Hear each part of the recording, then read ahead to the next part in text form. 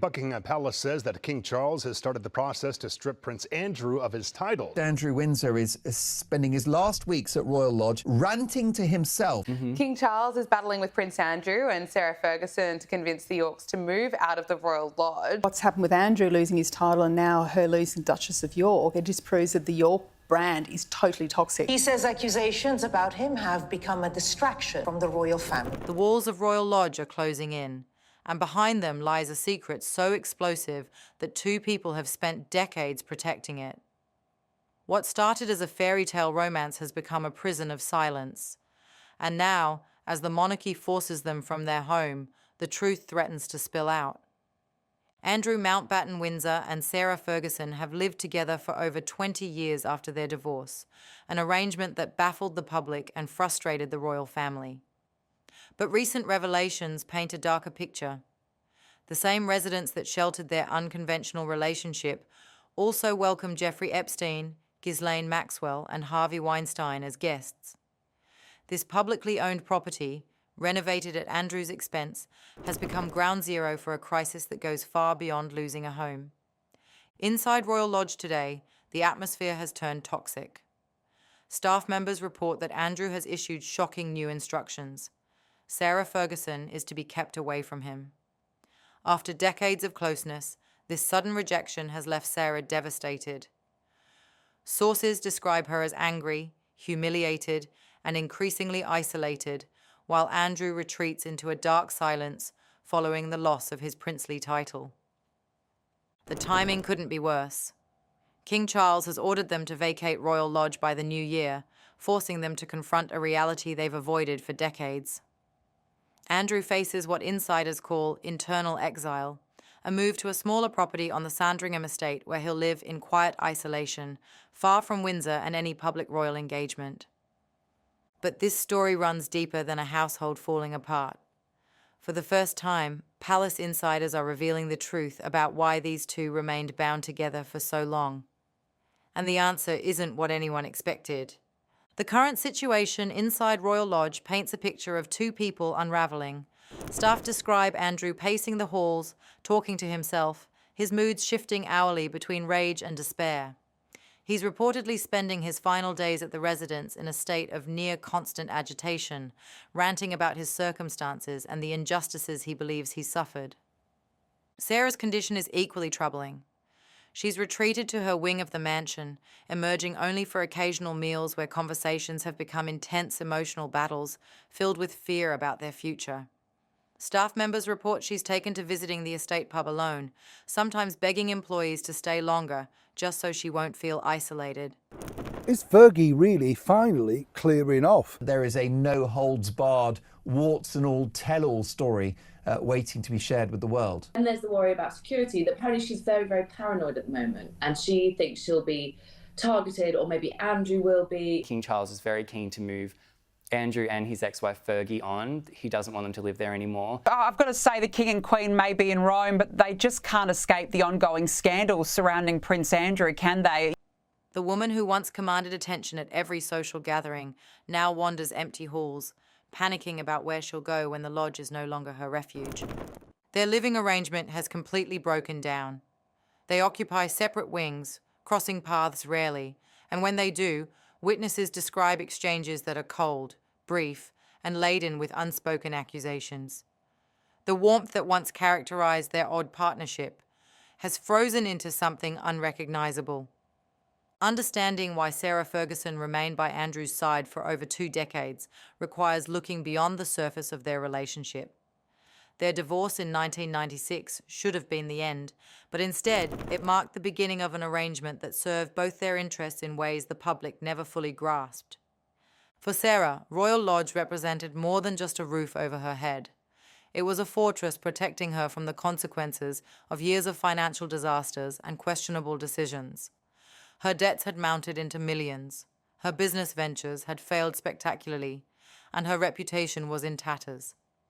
Andrew's protection meant creditors couldn't touch her, the media had to tread carefully, and she maintained a connection to the royal family that gave her relevance. But protection wasn't the only reason she stayed. Sarah knew things, witnessed things, understood the intricate web of Andrew's connections during his years as a trade envoy. She was present for meetings, trips, and gatherings that would later raise serious questions. Her knowledge became both her insurance policy and her burden. The financial entanglement ran deep. Her business dealings were often intertwined with his connections.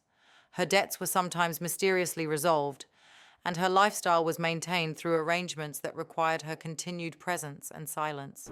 The affairs of the royal family tells you that we are living in quite bizarre times. To be simply Andrew Mountbatten Windsor with no letters after his name, no styles before his name, and to lose those military connections as well will really sting. Ex-wife and fellow resident Sarah Ferguson pours out her heart to staff at a secret bar called the Doghouse. The layers of duplicity and shallowness, this is a new low. She's hoping some sort of generous benefactor will take her in, but the thing is, that's been happening now for 30 years.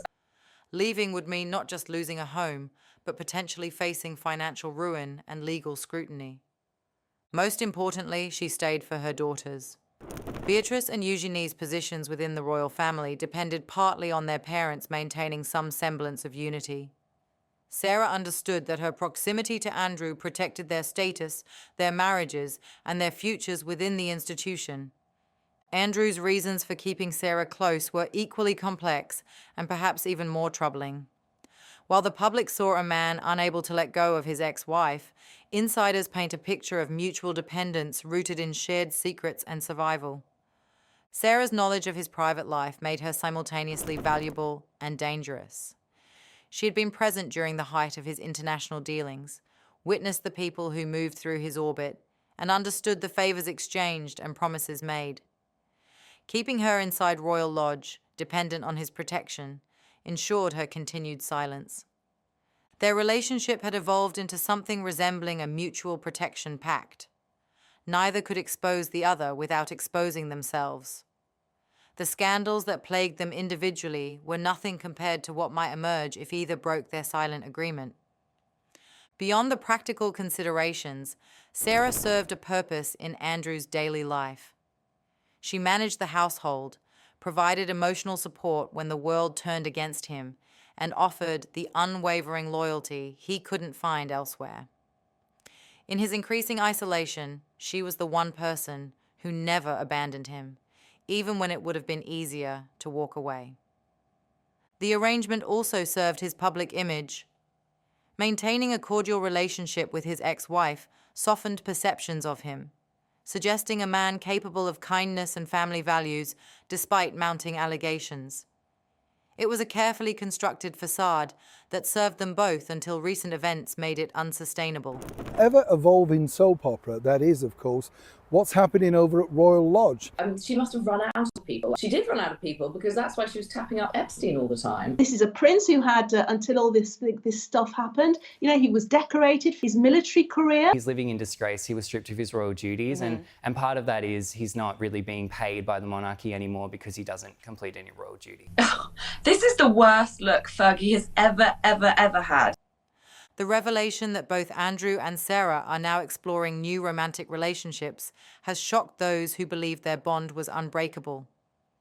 Andrew has reportedly made comments about joining dating apps, while Sarah has been quietly meeting potential partners.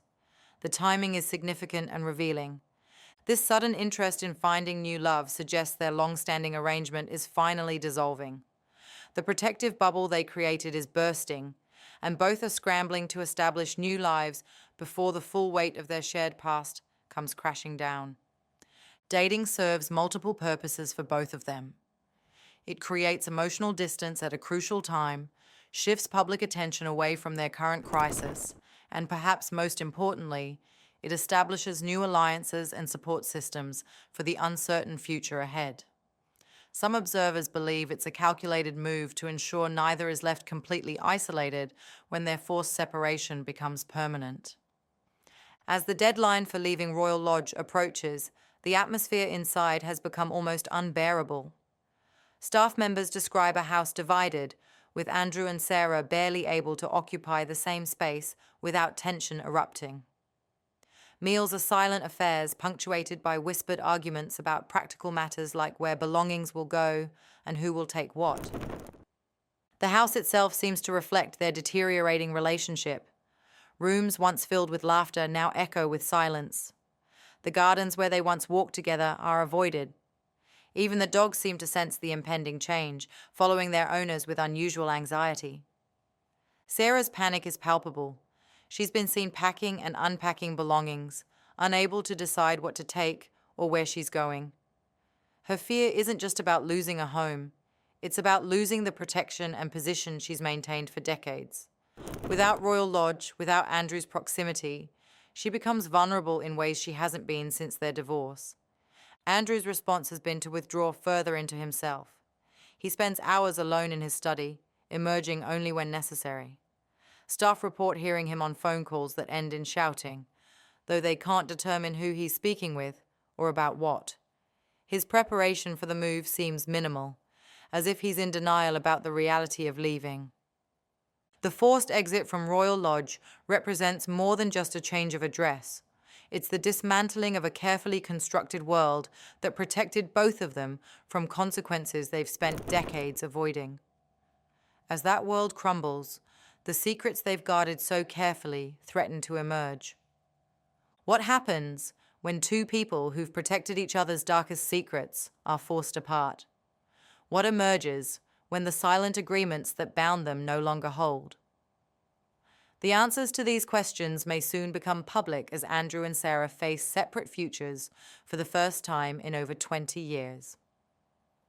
The tragedy is that what began as a genuine love story has ended in mutual destruction. The fairy tale princess and her prince have become prisoners of their own making, trapped by secrets too dangerous to reveal and too heavy to carry alone. As Royal Lodge prepares to close its doors on this chapter of royal history, one can only wonder what revelations await in the chapters to come. That's it for today, folks. See you in the next video.